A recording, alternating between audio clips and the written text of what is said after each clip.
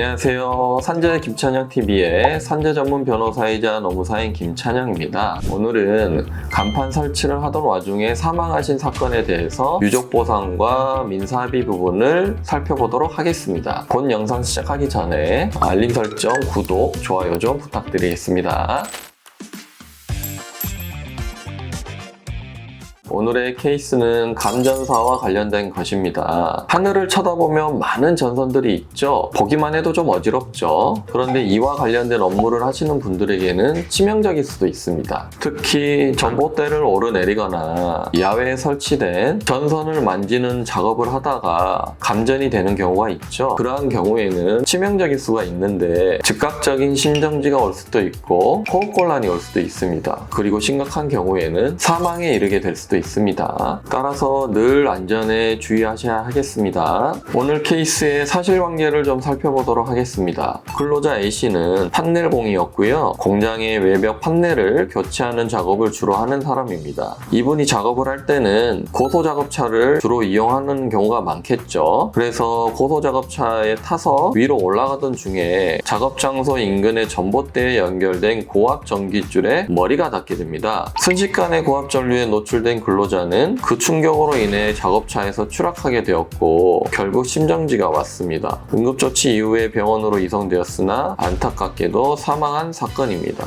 갑작스러운 사고로 한 가정의 가장이 사망하게 된 거죠. 남겨진 유족은 배우자와 미성년자 자녀들이었습니다. 얼마나 앞이 깜깜하고 막막하셨을까요? 이러한 와중에 저희를 찾아주셨는데요. 이러한 사고들은 늘 예상치 못하게 발생을 하기 때문에 많이 당황스러우실 거예요. 그래서 저희 채널을 좀 기억을 하셨다가 연락을 주신다면 신속하게 처리하는 데 도움을 드리겠습니다.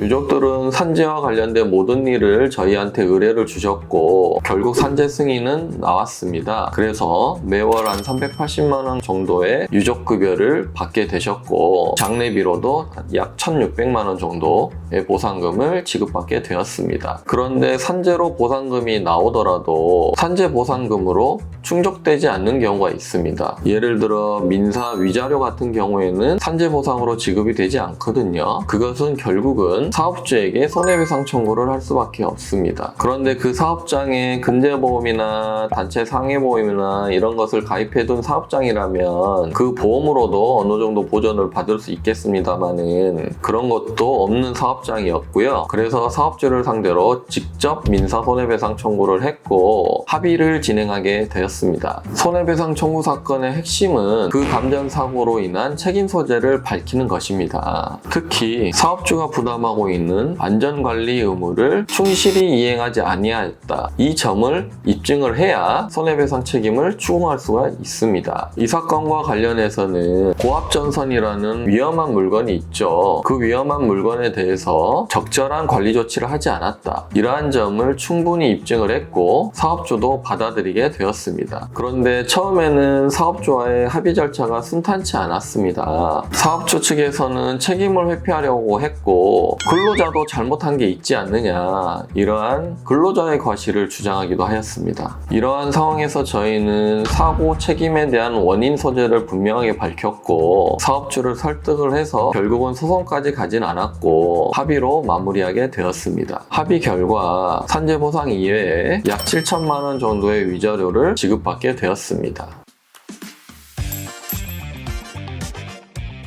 오늘 사건처럼 감전사고 같은 경우에는 산재보상 이외에도 사업주를 상대로 민사손해배상 청구를 반드시 하셔야 됩니다. 산재보상으로 나오는 손해와 사업주에게만 청구할 수 있는 손해가 다를 수가 있습니다. 따라서 손해배상 청구를 통한 추가적인 보상까지 받는 것이 중요하다고 하겠습니다. 다행히 사업주가 이를 대비해서 들어오는 보험이 있다면 그 보험금 청구를 먼저 하는 것이 좋을 것 같고요. 그 이외에도 남은 손해가 있거나 있거나 또는 사업주가 보험을 드러났지 않았다면 사업주에게 직접적인 손해배상 청구를 하는 것이 중요하다고 보겠습니다. 이번 사례처럼 업무상 사고를 당하셨는데 산재 처리에 어려움을 겪으시거나 곤란함을 느끼고 계시다면 아래 전화번호로 문의를 주시기 바랍니다. 친절하게 상담해 드리도록 하겠습니다. 지금까지 영상 시청해 주셔서 감사하고 본 영상이 도움이 되셨다면 구독, 좋아요, 알림 설정 부탁드리겠습니다. 감사합니다.